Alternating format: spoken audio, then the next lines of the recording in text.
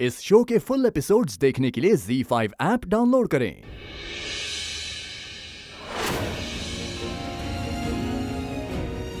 अम्मी, हम जा रहे हैं आपसे दूर। हमें अपनी इबादतों पे पूरा यकीन है असरा, कभी नहीं जा सकता।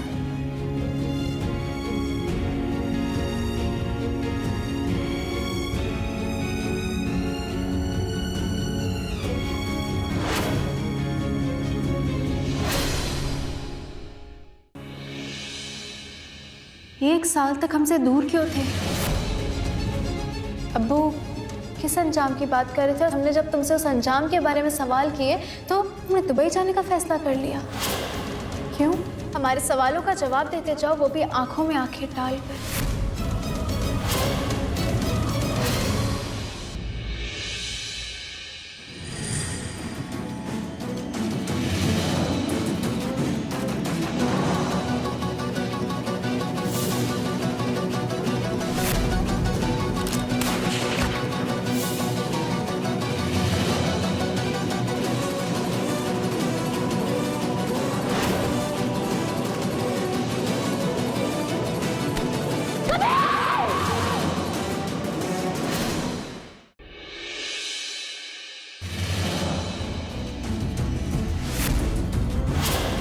हम अपने सारे काम अपने साहब के हुक्म पे करते हैं और तुम्हारा जिंदा रहना साहब के लिए खतरा बन गया है। तुम्हारा मरना जरूरी है। साहब कौन है? ज़ारा को कौन मरवाना चाहता है, बताओ हमें।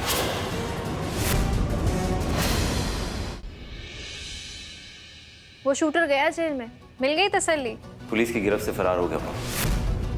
तुम्हें डरने की कोई जरूरत नहीं है क्योंकि हमने तुम्हारे घर के बाहर हिफाजत का इंतजाम कर दिया।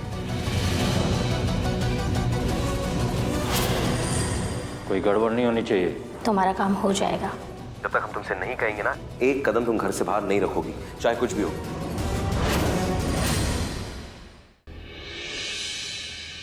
कौन है ये? पता नहीं। हमारी बातें क्यों सुनी थी?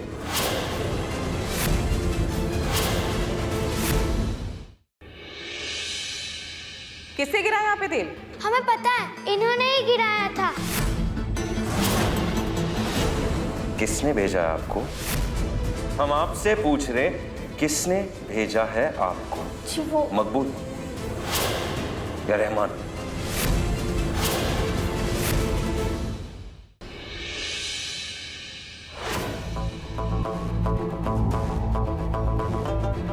हमारे बेटे के सामने हमारे खिलाफ बात करके ठीक नहीं किया मकबूल तुमने। अब तुम देखो हम तुम्हारी अम्मी का क्या हाल करते हैं, देखो तुम।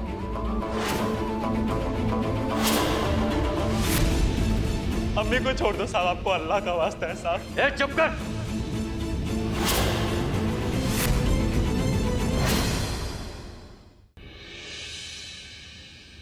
हजर, हम जल्द से जल्द कबीर के पास जाना चाहते हैं, उसके साथ रहना चाहते हैं, उसे आसरा देना चाहते हैं, उसका ख्याल रखना चाहते हैं। कोई चांद नहीं, कोई तारा नहीं, लगता है कल की तबाही को लेकर वो भी अपने आंसू बहा रहे हैं।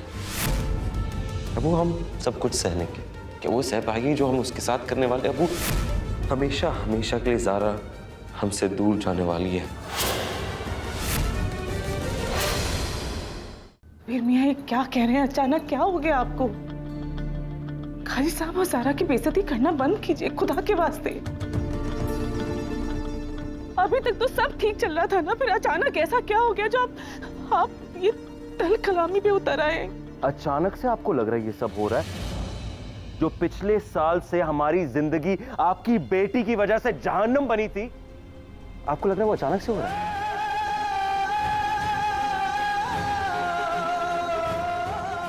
हमने ये फैसला ना सोच समझ के लिया। काजी साहब, वक्त जाया मत कीजिए, जल्दी पूरे मुआशरे के सामने गिड़गिड़ाते हुए हमसे माफी मांगिए।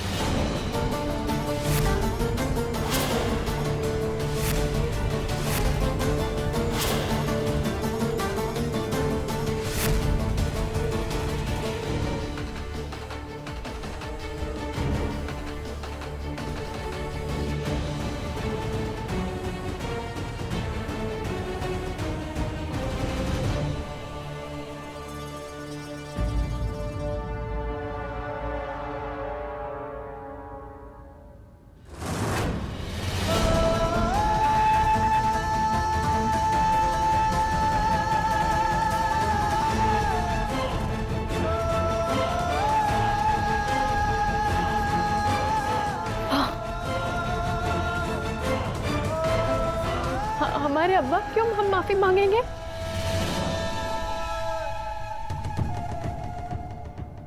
नहीं, आप माफी नहीं मांगेंगे। इससे पहले भी हमने बीवी होने का हर फर्ज निभाया है कबीर, वो भी इस्लाम के दायरे में रहकर। अल्लाह ने जो भी हुक्म दिया है हमेशा हम उस पर चले हैं और चलते रहेंगे।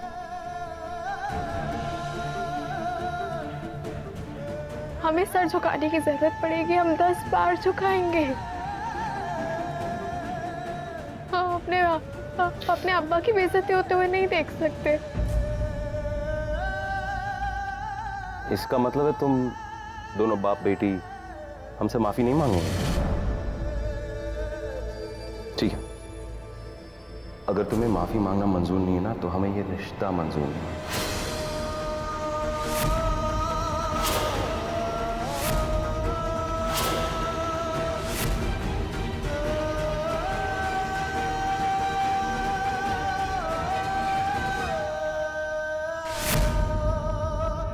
तो बोलो ज़ारा, क्या करोगी तुम? हमारी शर्तें मानोगी? कह दोगी सबके सामने कि तुम्हारे अब्बा हमसे माफी मांगेंगे गिड़गिड़ाते हुए? बोलो ज़ारा।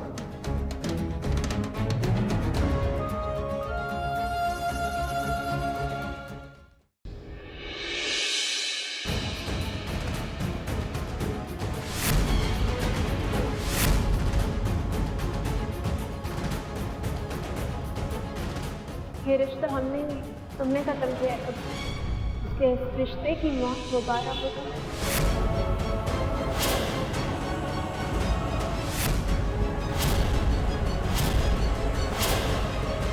गुड्डन तुमसे ना हो पाएगा में अगले हफ्ते देखिए। तूने हमें अपनी दोस्ती वाली सोच से बदल दिया। तू जीत गई गुड्डन। हमें गर्व है इंडिया की यंगेस्ट सास पर। जाते जाते हम इतना ही बताएंगे, गुड्डन जैसी सास अपनी बहू को जलाकर मारने का जुर्म कभी नहीं कर सकती। जिसने भी हमारी बहू को मारने की कोशिश की है, उसे सजा तो बहुत जल्द मिलेगी।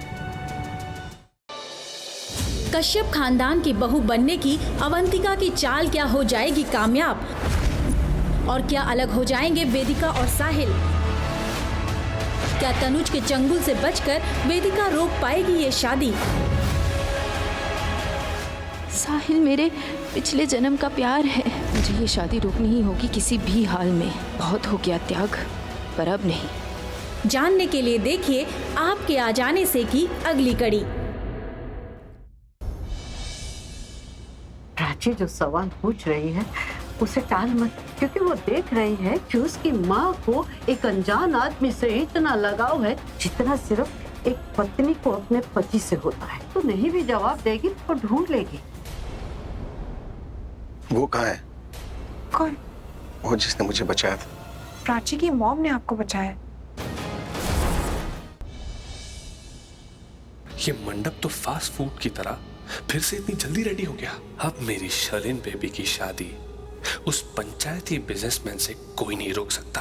आमीन, तू उससे शादी मत कर। एक बार शादी हो गई ना, तू बैकआउट नहीं कर सकता, इसलिए यही मौका तू बैकआउट कर ले अभी कभी। शर्लिन से शादी मत कर। पिताजी से शादी कर। मुझे करण को मिलना होगा। वो यहाँ कहीं नहीं दिख रही।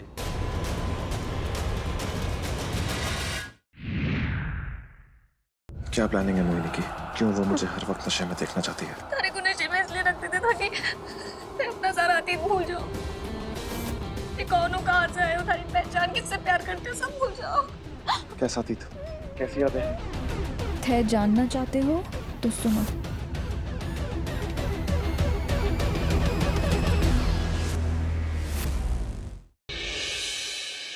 वेदांत, मैं एक शर्त पर तेरी बात मानूंगी।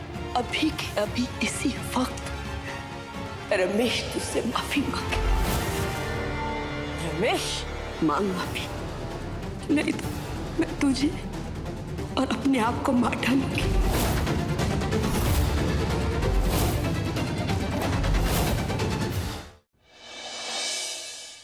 इसका मतलब ये लड़की अदर्श की पत्नी है? जोश में ज्यादा डोज मत दे देना, लड़की मरनी नहीं चाहिए, समझे?